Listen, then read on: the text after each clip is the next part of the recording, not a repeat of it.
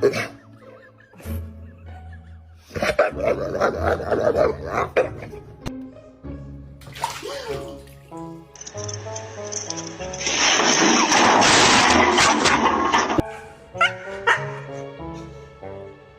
bite.